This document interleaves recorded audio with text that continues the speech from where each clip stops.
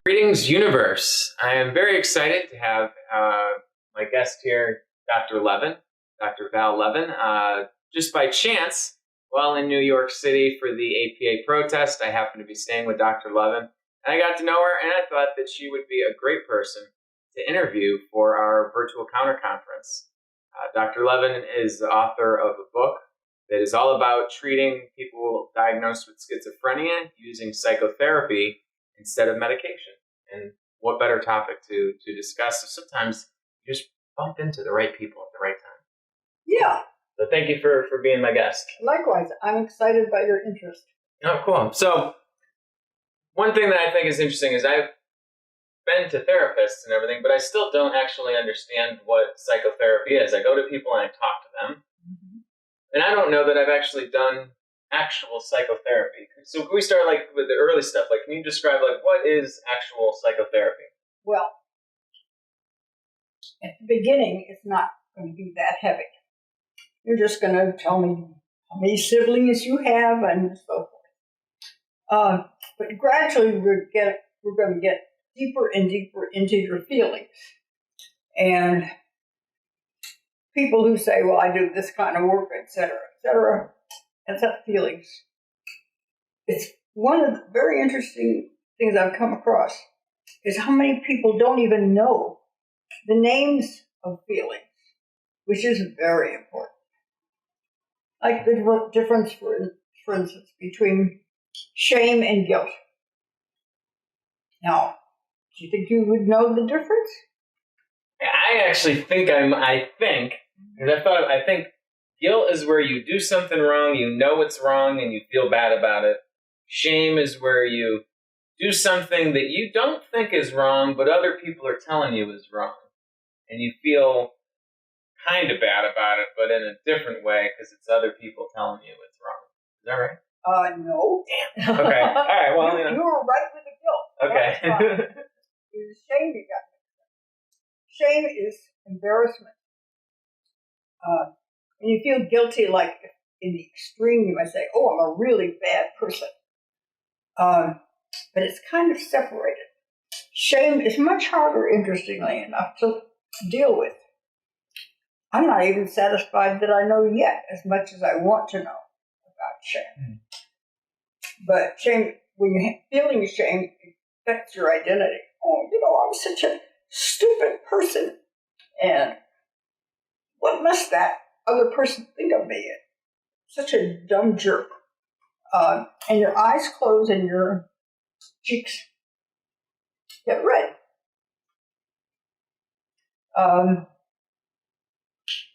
Now, supposedly, that happens to men less than women, but it does happen to men. And I once said something to a physician, a very important physician, and his face got all red. I think that was the first time I ever saw a man with a red face. And he was a very prominent person in his field. I can imagine he went home and either didn't tell his wife at all that it happened, or he said to her, that darn patient, you know what she said to me? And he would get really mad. So, and it's hard to deal with. But if you can, to whatever extent, reduce the patient's guilt, you will have done a long way to keep that patient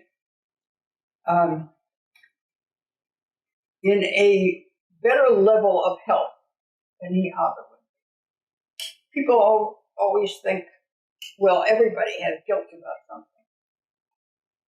That's not true. And one can find the sources of the guilt and have your brain look at it and say, I've been feeling guilty about such and such for a long time, and there was really no good reason to me.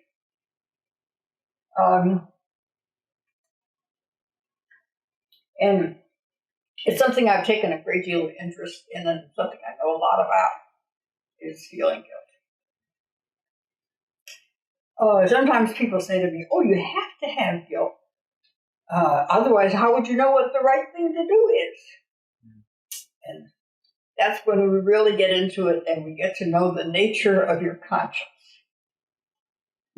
Now, one of the interesting things that has happened that I have not yet found an explanation. When I was a little girl, there was a cartoon character named Jiminy Cricket.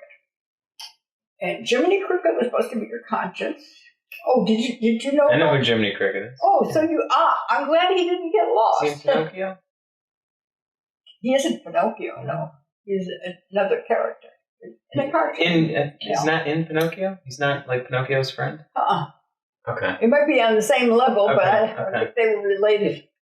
Anyway, children seem to understand that guilt comes from your conscience for reasons I absolutely cannot explain, and I hope someday I will.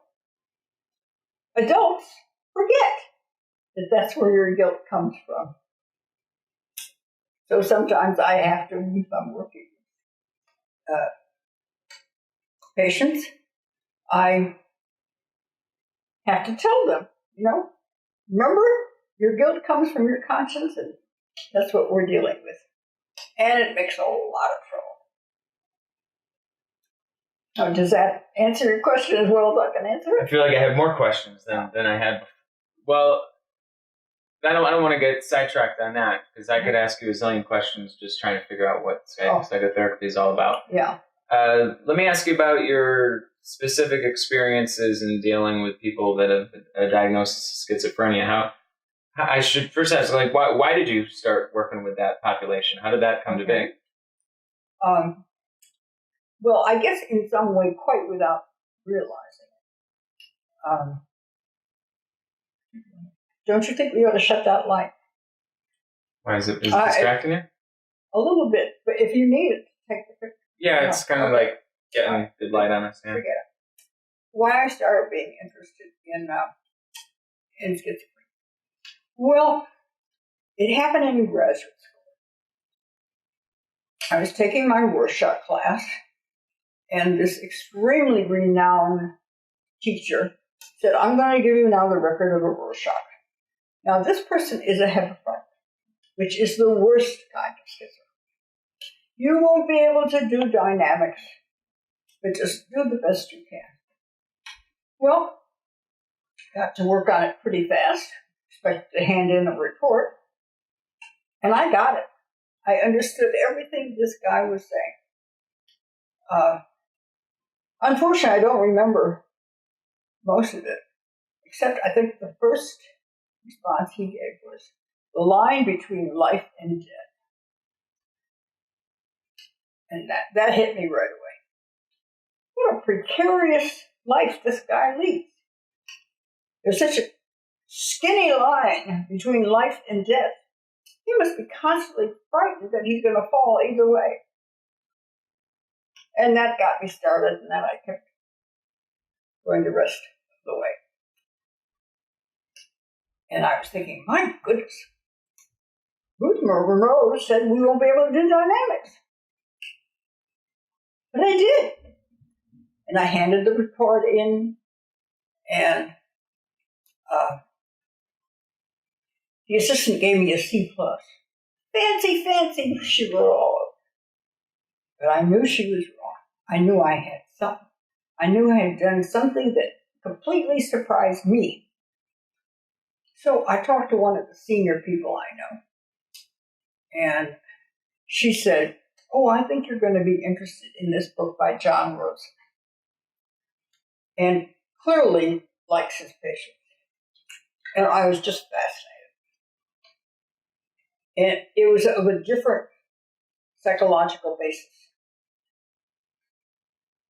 than I was used to. And I said, oh, he can't be right about his theory. But the only reason his patients get better is because he likes them. Well, it turned out that's not the only reason his patients get better. He does like them, and it's extremely important. But he's also operating on a Freudian level. And I was very skeptical of that at the beginning. But then when he called me and he said he's got a patient for me, I said, great. But the patient sounded as if she had read Freud. Literally, it seemed almost like that. I could envision her reading this book. It says Sigmund Freud, and she's reading, okay, now I know the correct way to become schizophrenic. Of course, that's a silly fantasy. But it was as if that was what was happening. So, in my business, the customer is always right. So I went to work for him. I was very fortunate that I had this patient as an English major, because she could very specifically say what it was she felt. And, she taught me so much. Even how to make strawberries, I remember. She came apparently from an upper middle class family. And she told me, what you do is you put the sugar on the strawberry and then you put it in the refrigerator. It comes out really good that way. And it did. I always remember the recipe. And as I have told people sometimes, I thought of myself as a person who's unusually frightened of being physically hurt. Well, she weighed about 180 and had tried to kill her husband. At that time, I was 5'4", weighed 115. And it was summertime. I'd been working with her about 4 months. And there was nobody in the house besides me. And the phone was out of order. And I was standing near the back door. I was out in the country. And she was standing with her back to the kitchen. And I was fully aware that the knives were in the kitchen. And there was nobody home. And she got a hold of me and by hands, pulled me right up against her. And she had a tight grip. As Rosen used to say, schizophrenics are stronger than other people. That made me all the more nervous because she had the height and the weight on top. I did think if I pulled my hands down hard, I might be able to escape and run to the village. But then I worried about what would happen to her if I left her that way. And by that time, I'd grown quite fond of her. We'd done a lot of successful work. So I rejected that option without having a substitute, which, when I look back on it, was really rather stupid, since I didn't have a substitute. And I just said her name louder. Of course, that didn't work. And then I remembered you're supposed to make a transference interpretation. So in this loud, firm voice, I said, I am not your mother. She dropped her hands instantly, and we sat and waited till people came home. Then I got mad at them. But the interesting psychological effect on me was that thereafter I was never afraid of any schizophrenic. So let me ask you this. So with schizophrenia, I mean, you're calling these people schizophrenic. Did you diagnose these people with this, or is this people who came to you and said to you, hey, someone gave me a diagnosis? No, because you're calling them schizophrenic, but I mean, there's no way to measure whether someone's schizophrenic. There's no biological test for it. There's no proof evidence. It's just a series of symptoms, and then you land in this category. So, where's this coming from? It's pretty specific. We got her out of the hospital where she had been for 5 years. And what schizophrenia people are famous for is having delusions. And she had the delusion that babies come from where we all know they come from. Storks. Yeah, well, not storks, but she denied that it came from your belly. That is, the baby is born that way. And that was her delusion. And she didn't talk about it. And she'd had a child. Where did she think that her child had come from? Well, that's what she kept saying. No, that's not true, she would say. It's the state that brings you the baby. And the implication of the state was that it was the government. Well, as I always like to say, schizophrenia is a nightmare that you have while you're awake. Now, one of the things that the unconscious is famous for are puns. Very often, you'll notice if you look at your dreams, you'll see every once in a while it's got a pun in it. We never could figure out exactly why she said the state was the one that brought the baby. Now, when she had everything else was all very rational, she'd come to that point, except the thing about the state. And I said to her, why do you keep saying the state gave you the baby? And she looked at me as if I were an idiot and said, of course, it's the state of the pregnancy. That's what I mean by a pun. Okay?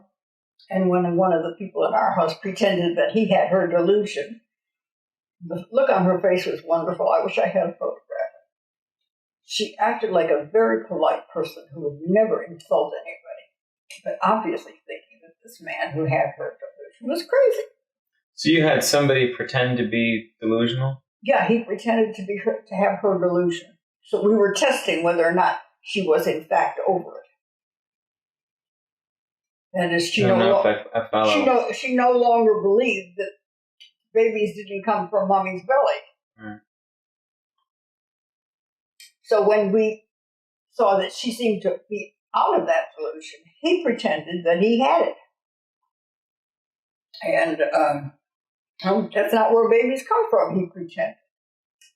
And as he was talking about his quote delusion, she was having this expression on her face, which was a very polite middle-class lady trying not to be insulting to this poor man. Right.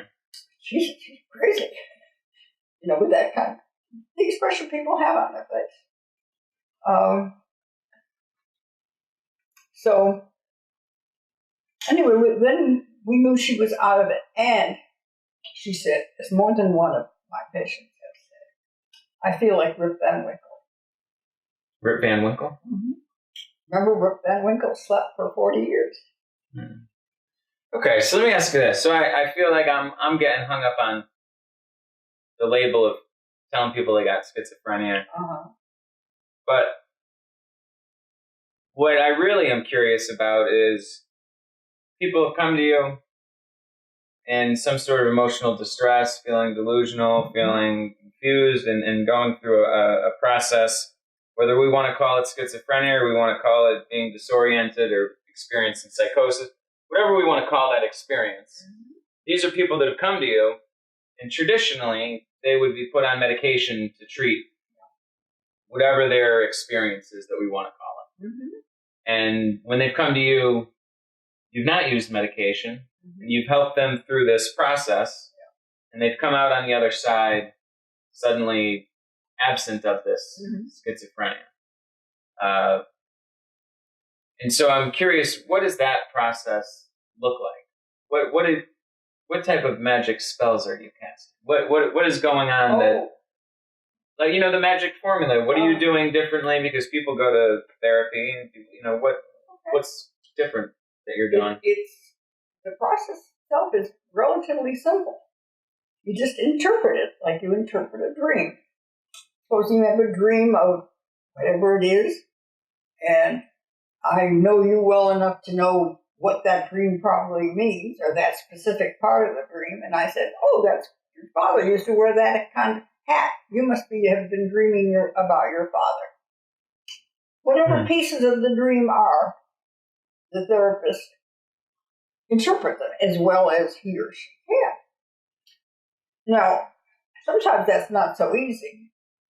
Sometimes you get the wrong interpretation. But the wonderful thing about schizophrenia is that if you hit the right interpretation, the response is instant. Now, that's not true of neurotics. Neurotics, you have to go hunting and looking, and you might not find out till next week and whatever. With schizophrenics, right away, you know you've got it. And that's what makes it, one of the things that makes it so exciting for me.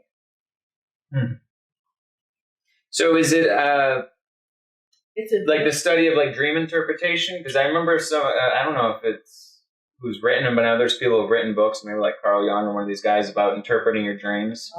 So is it taking that same approach that someone would do in doing dream analysis and say, we're going to do that while you're awake?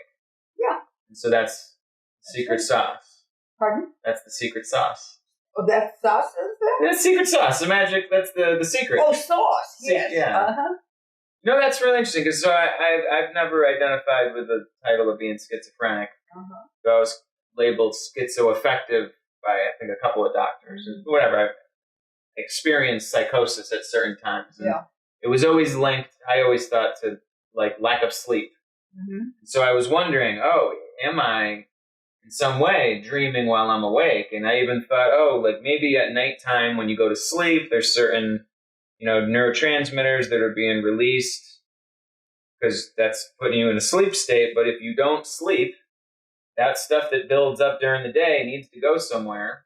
And I still don't look at this as a neurochemical imbalance that's some permanently whatever thing, but in a momentary thing or an incident or an experience, everything's going around and moving around. So how did you come to this idea that it's like... Oh, I can't say it was my idea. It was Rosen's idea.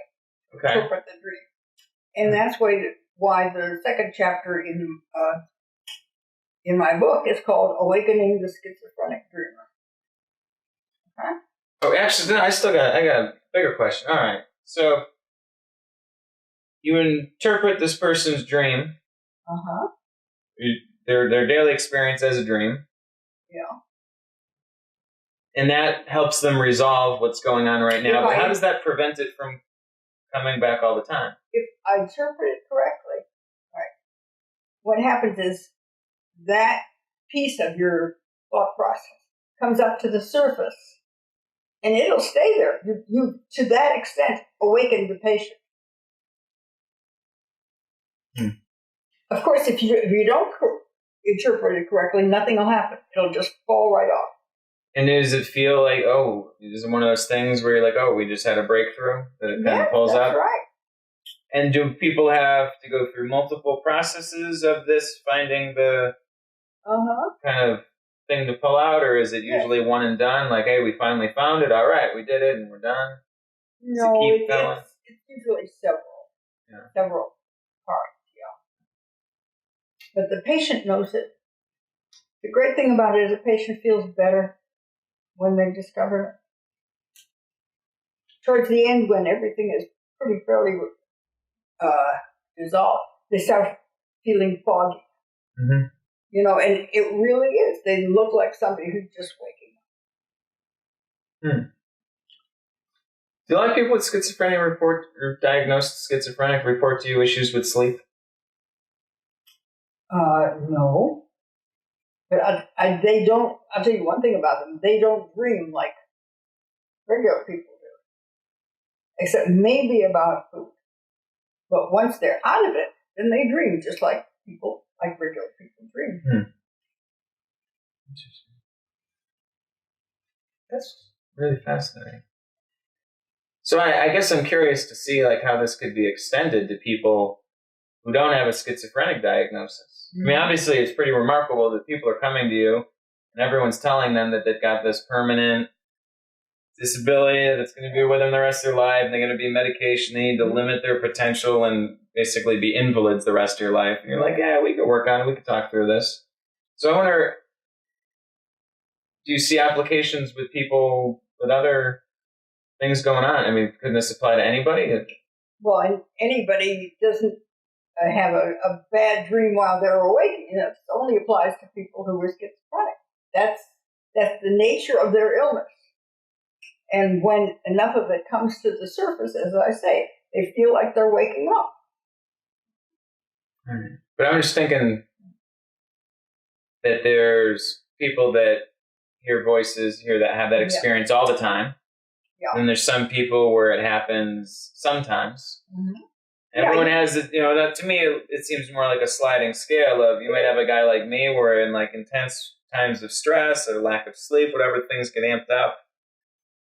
I don't know if I would think that all of a sudden that would just go away because I figured out some secret. If you figured out enough, yeah. Because then you understand something of what's been going on. While you're going through it, it just feels like a nightmare. And other people, presumably sane, can't understand what in the world you're talking about. And, they feel, why aren't you listening to me? And during the course of my work, I developed a word called schizophrenia, which is the way schizophrenics talk. And when you've interpreted enough so that they wake up from this dream, then they don't talk schizophrenies and they talk just like you and I talk.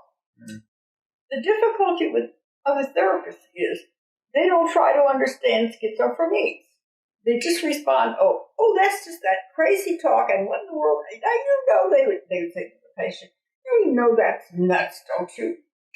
Wrong. That tells that patient that you don't understand them. And that's the whole ambiance that one has to have when working with this kind of patient. The patient has to feel that at least you're trying to understand them, even if not always successful. You don't just slough it off and feel, well, I don't have to understand that. That's just crazy talk. Well, that crazy talk is where I say the patient's always right. And you're wrong. You don't get it, you're wrong, not the patient. Yeah, I feel like a lot of people don't like the idea of being dismissed. Like that idea that you're saying that the words that are coming out of my mouth are insignificant, meaningless, crazy, and they're worth zero.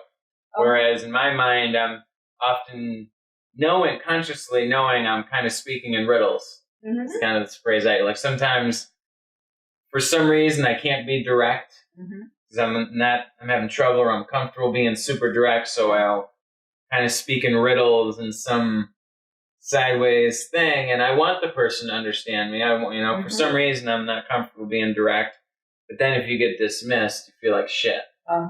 So and that's one of the major problems. They're terribly lonely. Because if you went to Mars and you didn't speak Martian, you'd be miserable. Yeah.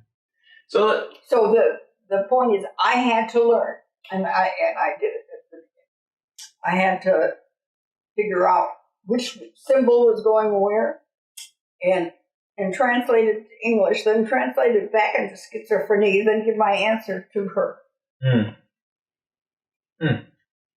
So now, do you think that you come at this with an advantage or disadvantage that you haven't been diagnosed schizophrenic yourself, you haven't had these experiences yourself? Do you think that gives you a disadvantage or advantage in any way of working with people that are going through these experiences? Oh, it might have if I had been schizophrenic and then recovered. It would give me an advantage talking to a schizophrenic person. However, I'm very interested. And I like these people, and I have compassion for them. As one of my patients once said, schizophrenia is like the concentration camp of the mind. Right? And you are miserable. People who talk to them don't understand this. They think it's funny. They don't have to bother thinking. They never recognize the fact that patient is in depths of pain, just agony. And I know that, and that certainly gives me an emotional motivation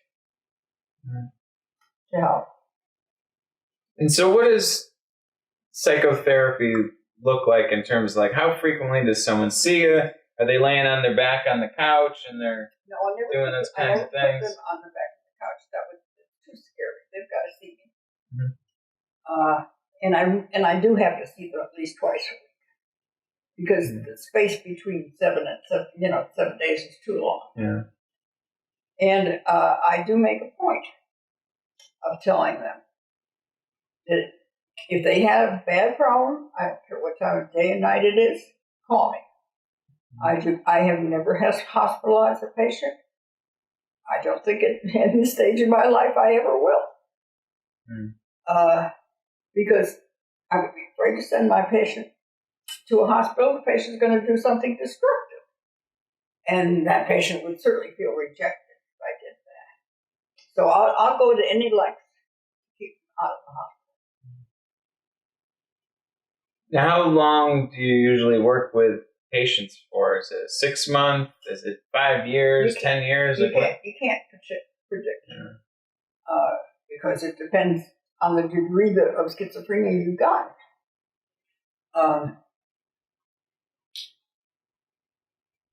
And with a patient like the one I described, it was relatively easy, even though I was terribly ignorant. But she was so good with languages that I could do that in 6 months. Even though she'd been really sick for 5 years in the hospital. Right.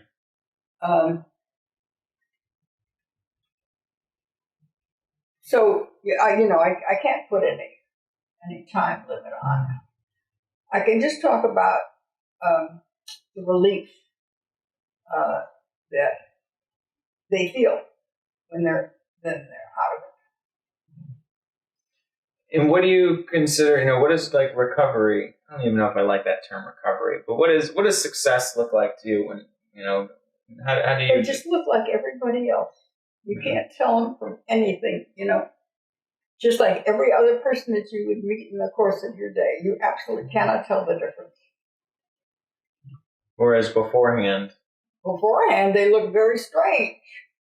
Yeah. And you have to remind yourself that underneath all that strangeness is a real human being who had been a baby once like every other baby, etc. Yeah, I feel like it would be people watching this that will look at it and say, oh, well, we're labeling, you're labeling people schizophrenic, you're saying they're strange, but at the same time, really what you're saying is that you looked at them and you could tell that they were in distress just by sight. And I don't, it's one thing to be strange and be weird and be happy about being weird and be different and another thing. But if you can see distress on someone. I can't imagine somebody being happy about being. What they feel is in some way there's somebody holding a gun to your head. This is constant terror. If you can imagine yourself living in constant terror, what that's like. It's been that way since I've been staying with you. You've been terrified? No, I'm just messing with it. Yeah, I'm sorry. Well, the gun is right over there. Yeah, no. It's just too easy. So let me ask you this. Do you know of other people that are successfully using psychotherapy with people that are experiencing extreme states that it's working? John Rosen was. He had people working for him. Yeah. Who could also do the same thing. I can give you an interesting example of what happened while I was there. 2 women were pregnant and close to term. One had previously been schizophrenic. She worked right up until the day of her delivery and had a very healthy, non-cranky baby. The other woman, who had never been schizophrenic, had a difficult delivery and a very cranky baby afterwards, which I always thought was so interesting, which means somehow or other the first woman got really, really healthy. She really recovered from her schizophrenia. The other, ordinary woman, for whatever reason, had some kind of neurosis, and she had a lot of trouble with her baby. So why do you think there's not more people using psychotherapy with people that are diagnosed with schizophrenia? For one thing, they're scared. Most people I was surprised myself, and I can't really explain why after that incident that I told you about, I was no longer afraid of any schizophrenia. I feel I really understand them, and I feel that because I understand them, they feel I understand them, so they don't have to, they don't have to kill me. So one thing, as I say, is fear. It's also a lot of work. I flatter myself I'm a very stubborn person. So, I'll keep knocking my head against the wall. If I get stuck, I'll just stay with it until I get it. Well, I find the study of the unconscious very exciting. That's what you're really doing. You're looking in on somebody who's having a nightmare. Except they're telling you what's going on, which people who are having a nightmare don't do that. They only tell you, after it's over, oh, I had this nightmare, Not the same thing as in the moment and immediate. And I guess a lot of people feel like they're going to get pulled in. As a matter of fact, there's a book about that. Many, many years ago, a guy named Robert Lindner wrote a book about several of his patients. And the last one was called The Jet-Propelled Couch. And he got so pulled in that he was joining the whole psychosis. I don't remember how it finally ended up, but he got scared. I don't also know why he got pulled in. The rest of his patients weren't schizophrenic. But he did get pulled in by a very brilliant young man with a lot of detail about outer space and so forth. And for whatever reason, he got too pulled in. I don't know why that would happen ordinarily. So I guess people fear that, If I follow this crazy person to where he's going, I won't be able to get out. Now, I never experienced that. I always experience myself as in an elevator. When I want to go in, I take the elevator down and we have a look around and see what's going on. And then when the session is over for whatever reason, I said, to myself automatically, I come back to ordinary life. We're back. Okay. A lot of the people that you've worked with have been through the psychiatric system before they came to you. Many of them. So the people that you've worked with that have gone through the psychiatric system, that have gone through forced treatment and had drugs forced on them, what has been the experience and what kind of things do they tell you about their kind of path through the system? Like, what have you seen? Oh, how horrible it was.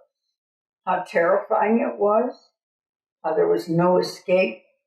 The woman I was just talking about had been in the hospital for 5 years. Obviously wasn't getting any place, so her family found Rose, and then they had some money and they could do that. And it's also with a lot of despair. They're very skeptical that I can do what I say I'm doing. But as I said to you before, more than one patient has said to me, the great thing about you that I knew right away was that you weren't scared. And that helped them relax. Apparently, if they go to somebody who is scared, that scares them, and then they're afraid to work. To me, the unconscious is an exciting world to some people. And as I show on the front picture of my book, this picture of hell, there's a painter whose name I can't remember now, drew these awful nightmare kind of pictures. And that's the way they felt. And what's also interesting that I find, every patient who has ever come to me has instantly said in the first session, you will not be able to help me. I know you're a very nice lady and you're well-meaning and so forth, but you'll never be able to get me out of this. All of them say that. They all say this. I'm just thinking of one particularly now. I was afraid to come to you, she says, because I was sure you were going to put me in the hospital. I said, no, I never have. I never have put people in the hospital. I don't think you're... Of course, I'm sure she didn't believe me on the first session. I'm sure she didn't believe me. Well, we have a tendency to not trust mental health practitioners. And and I have a paper on that in my book called Faith, Paranoia, and Trust. Now, in a way, it's very logical. They don't know me. Why should they trust me, right? But there's the additional distrust. And they cannot imagine that anybody knows enough about how they feel to be able to pull them out of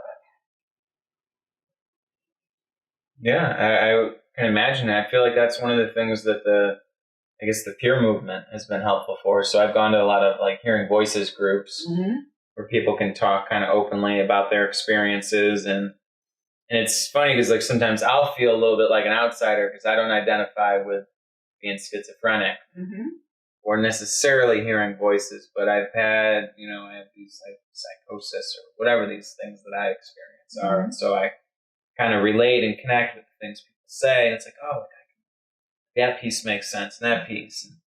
And when you realize that like there's some things that are common and some that aren't, and you wonder, okay, have you ever gone to a hearing voices group? Is that something that you've ever No, checked and out? I haven't heard of it either. I'd love to go if they would allow me to come in. Yeah, I don't know for sure if they would let you in. I think you'd have to ask and say, there's some people in the movement that don't like the idea of people without lived experience coming in and having a conversation because they specifically want it to be a setting just for people with lived experience. Yeah. Some of them are okay with outsiders. Some of them will let family members come in. They all kind of create their own guidelines and rules. But I don't know. I've got mixed feelings, about it all. And I get the idea of wanting it to be a movement of the people that I think is a way that you like kind of are able to unify and bring strength. But at the same time, I look at it that, you know what? We want to make progress. We know all the damn help we can get. And if someone cares to listen and to be receptive, take the things they're learning and bring them out into the world and help more people. I wouldn't. One of the important parts is that the people who are outside have to admit that they're ignorant. You can't, if you're going to come in with a smart aleck, contemptuous attitude, then you ruin everything.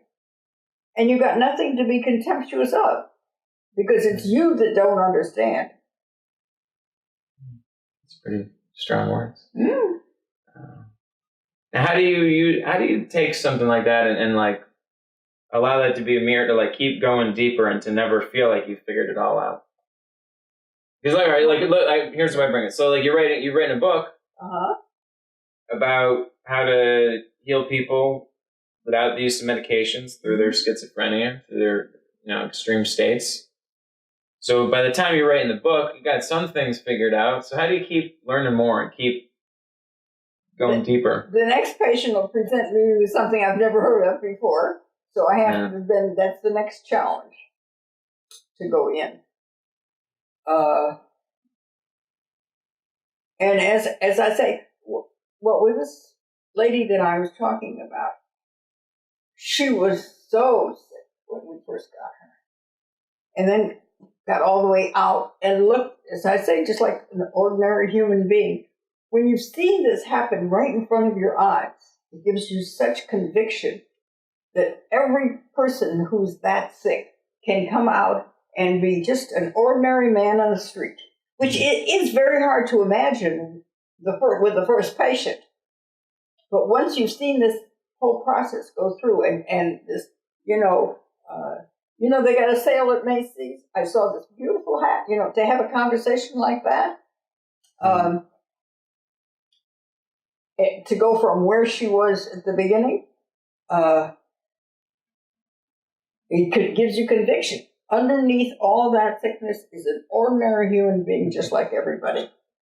You know that my reflex is to resist some of the language that you're using about what? these people being very sick and there's a normal person underneath it. So what I think you're saying is that they're in a lot of distress. Yes. And you're calling that sickness, and I'm uncomfortable calling it sickness in that way. I don't. To me, that's what sickness is. Whether it's physical or emotional, it hurts. Yeah, I mean, a lot of pain. Yeah. I can certainly relate to the idea of being in a lot of pain, and I would feel more comfortable with that being relieved from me. Mm-hmm. Now, whether that means I'm going to look like a normal person walking down the street, probably still won't. Probably still not going to be shopping at Macy's for a hat. You see what I mean? to absolve some of that pain. Yes, that's what I mean. That nightmare feeling is gone. Mm-hmm. It's something you may remember. It's something that felt like a dream to you, but I don't know how I got there. You know, they do forget when they come out of it. Geez, did that really happen to me? I can't believe it. Is what the feeling is like. And that's what sick means. Sick of any kind just hurts. Unless it itches. It's the only other thing I can imagine. So let's there's two types of people that I imagine would be watching, a live stream like this. One would be somebody who is a healthcare practitioner, maybe a psychiatrist that's curious, someone that is at the APA conference, sees us protesting and is like, I'm not walking over there. But then maybe sees the website and then they're like, oh, from the comfort of my home, I'll watch these conversations. So my hope is that maybe there's some psychiatrists out there that are watching this that are a little uncomfortable with the work that they're doing and trying to figure out a different path. So like, what advice do you have for a psychiatrist that's tired of writing people prescriptions and not like enforcing meds on people that wants to kind of maybe go a different path like you're going? I would say go to a mental health ward. Listen to what the patients are saying.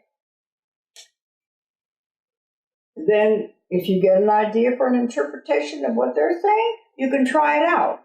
See what happens. Oh, as a matter of fact, I just remembered an incident where there's a relative of mine had gotten a very close relationship with a girl who was quite sick. And she had, I forgot why now, but somebody had put her in the hospital. And my relative asked me, please come and, see her. And he listened to our conversation. And his mouth was like, he said, I couldn't believe what you were saying and how she was responding. It was so different than anything I've ever heard. Well, I'm so used to it, it doesn't seem like that to me anymore.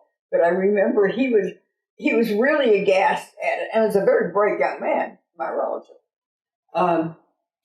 And he would frequently in our relationship remind me of that. You were talking blank, blank, blank to my girlfriend, and the way she was talking to you, and I was just amazed. He was in a field that was very far from this.